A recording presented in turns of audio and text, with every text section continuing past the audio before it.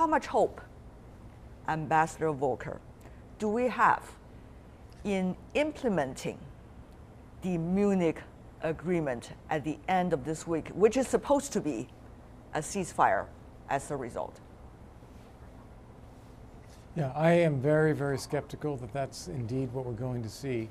The Munich agreement was an agreement among states that were present in Munich, but not involving the actual fighters on the ground. And I think they're going to see things very, very differently. Even since the agreement was reached in Munich, we've seen that fighting in and around Aleppo has actually escalated rather than gone down, including Russian airstrikes and Syrian government forces moving to surround the city. That is something that forces on the opposition side are going to continue to resist. So as much as the people around the table in Munich wanted to see something, the reality on the ground is very, very different. Ms. Panova, it seems Ambassador Volker was trying to say the most unpredictable factor regarding implementing the ceasefire might be Russia's airstrike and also the Syrian government army. Do you agree?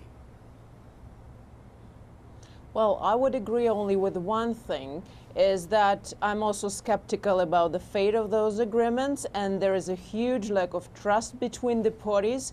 But I would say, how can we talk about any truce or any progress on the way to there when countries like Turkey or Saudi Arabia are starting an assault and aggression against the Syrian territory, against the Kurds, which actually also supported by United States. So it's also a strike against American interests. So I would say that inability America is performing to, let's say, to frame in its allies in this region and the lack of trust could be the main drivers or main obstacles towards the long-lasting peace in this area. Okay, I have to have Ambassador Volker to respond to that. Well, I think that she makes a very good point, that other actors are involved as well, Saudi Arabia and Turkey. And what we've got in Syria is a situation where the government has been attacking the civilian population. The civilian population has taken up arms and is fighting against that. They're in many factions and many fragments, some of them supported by Turkey, some of them opposed by Turkey, some supported by Saudi Arabia.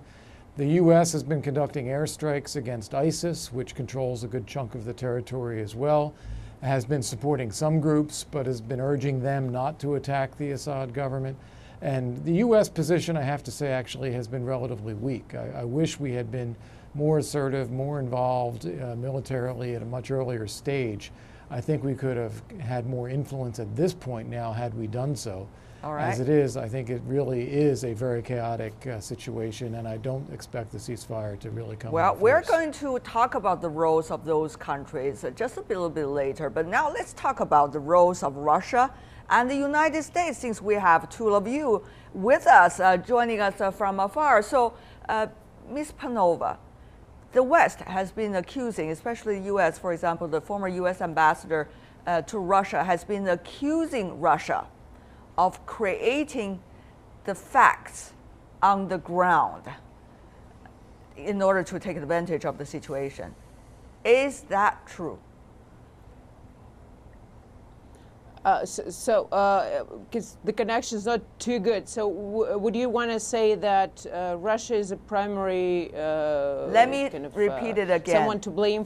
Let me rephrase it. Yeah. It is suggested repeatedly by both the U.S. and those in the West that the Russian bombing in the area has been against the people of Syria and would eventually lead to failure of any progress. Do you agree? Totally not, absolutely. First of all, Russia has been a firm supporter of their stable peace process and peace talks between all the concerned parties, because you cannot say if Americans or Turks or Saudis do not like Assad, it doesn't mean that the people of Syria do not like him as well. There are different factions, different parties. Some of them support him, some of them support other factions. As you know, the Shias recently, I think, are somewhat modifying their positions in Syria in order to kind of be more not pro-governmental, but to talk to the government of Assad. So I would say when outside actors are trying to put into Syria the civil war, the distrust between the people, instead of their a dialogue, which Russia is was promoting, that's where the trouble starts. And why Russia is bombing? First of all, we're not talking about ground troop operation, unlike other countries, but we're there in order to support the government and the people of Syria in order to secure them away from Islamic State that is threatening the true life and true well-being of the country. Mr. Ye, you have been listening to the interactions between our two other panelists. What do you make of Russia's role? Former U.S. ambassador to Russia has been suggested it is creating, quote unquote, facts on the ground, meaning trying to take advantage of the new status quo. From your perspective, what is happening? Actually, everybody wants to create a new status quo. What do you mean by everybody? Saudi and Turkey also have their plan. They want to deploy the troops. They also want to make the new status quo, and then based on this, realize so-called ceasefire, and then they can So you are occupy saying the everybody part of is equally guilty? So I don't know. I'm not saying everybody is equal. We should say that the point of the Syria situation currently, one is ceasefire, another one is eliminate the terrorists. But just what in our discussion in this studio, just like the things happened in Munich, the people is not talking about how to eliminate the terrorists. They are talking about how to handle the Bashar Assad. I don't think this Bashar Assad is the key issue and the only issue to solve the Syria crisis. They need to find a plan to really eliminate the ISIL. That's the key issue they should do, but nobody really care about it. Ambassador Volker, you are not doing the right thing, according to Mr. Ye here. The Munich agreement is not necessarily going to be a practical plan. It's not the focus that it is talking about. Right, I agree. I don't think the Munich plan is going to work. Let's back up a little bit. One, Russia is an outside actor. Russia has established and expanded a military base inside Syria and supporting the Syrian government with airstrikes while they provide ground forces, and Iran provides some ground forces, and Hezbollah provides some ground forces. Two, the Syrian government has attacked the civilian population and has created a division between the Shia and the Sunni in the country. Yes, there are people in the Shia area, Alawites, Christians perhaps too, who support the Syrian government, Syrian regime. And then there are people on the Sunni side of the divide in the north and the west who do not support the government at all and have been attacked by the government using barrel bombs, using chemical weapons. Those people are going to fight against the Assad regime no matter what.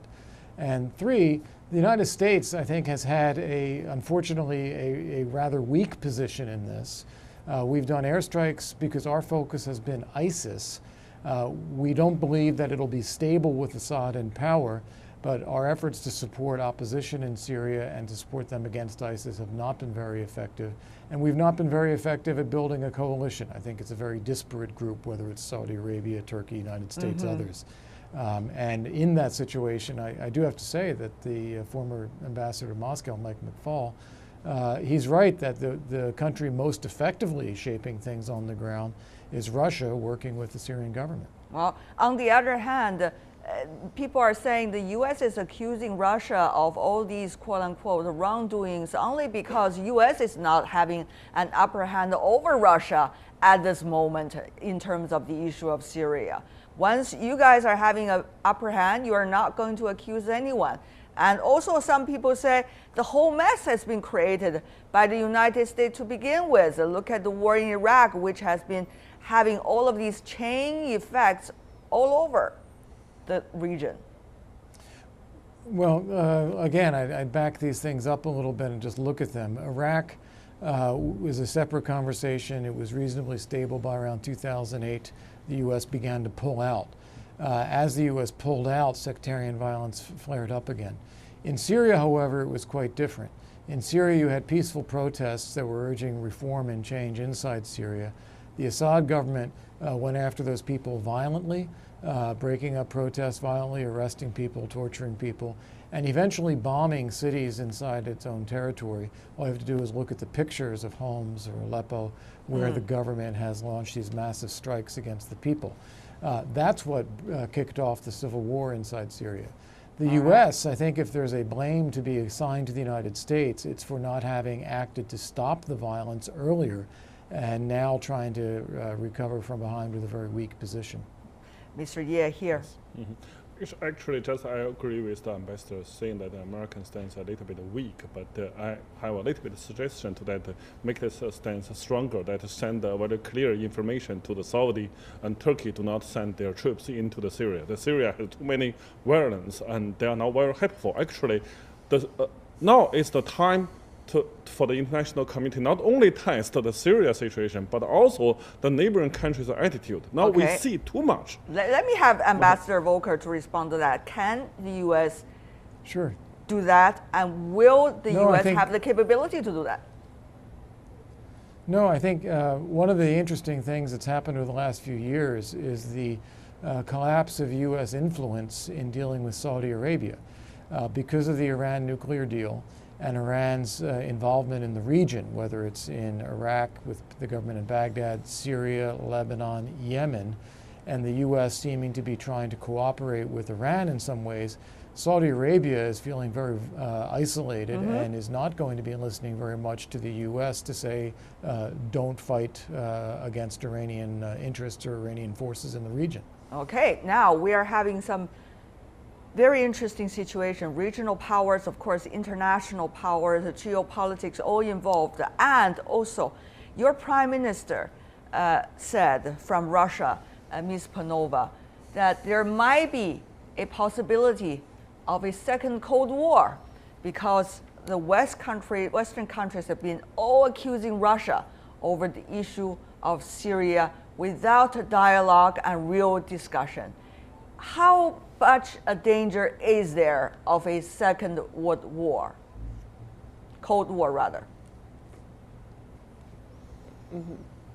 Well, before answering that, I would probably, there are certain reservations with regards to claim that there is a second Cold War now started, but I would say that certainly confrontation evolving, and we have to deal with that, and there is lack of trust between the countries. But let me jump back really fast towards what, to Russia, US who's having upper hand in Syria and in the region.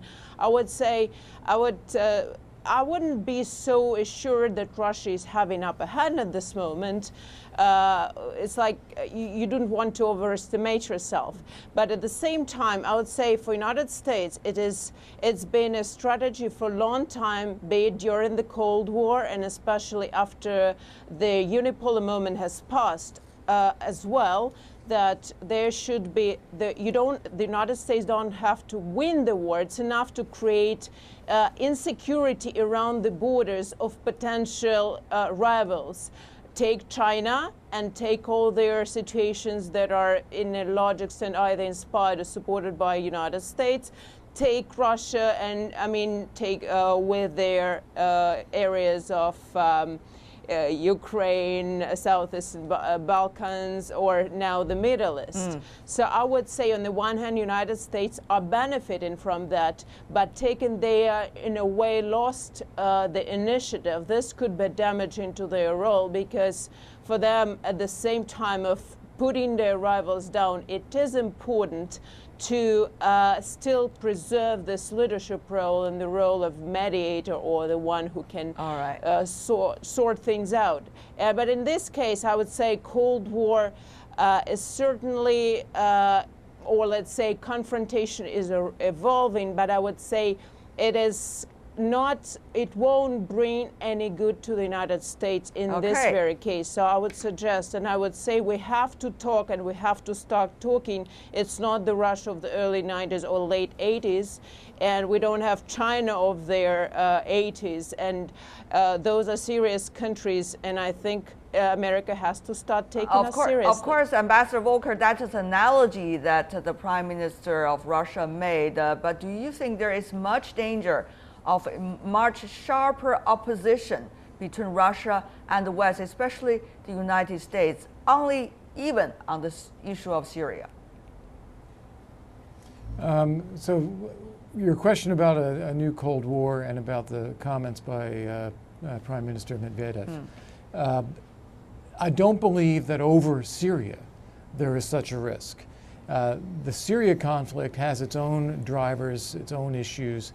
Certainly different countries have different interests. I disagree with our Russian colleagues saying that the U.S. seeks instability, just the opposite. I think the U.S. is looking for a long-term, stable and secure solution, but also one that respects the interests of all the Syrian people, not just the Alawites. That being said, I think the issues of a new Cold War or confrontation between the U.S. and Russia or the West and Russia have more to do with Russia's actions in Europe. Here we've seen Russia invade two of its neighbors, annex territory, rebuild its military forces, violate countries' air and sea space, threaten nuclear strikes. And this is something where NATO and the U.S. have now begun to respond by reversing the decline in their military capacity in the area. That's something to watch. I think that's what President Medvedev was talking about. And I think here it is Russia's own actions that have brought this about. I hope that this does not lead to a greater confrontation, but at the same time, it is an obligation of the United States and NATO to defend their territory, should it ever be attacked. Mr. Ye, danger of a Cold War? In this part, I will agree with the ambassador in DC. Actually, I won't say this the crisis in Syria is because of the new Cold War. It's because of the field of the two world giant power, because they are failed to manage the situation, failed to solve the problem. But it's not good news for all of us, because even the Cold War is an order, international order. But if they fail this order in the chaos in any country, this means we are incapable to run the situation. Can you, Mr. Ye, coming from China, give us 15 seconds to illustrate the role of China? After all, China is a world power now. No, I don't think we are capable to solve the situation in Syria. This beyond the capacity, in this part. I see.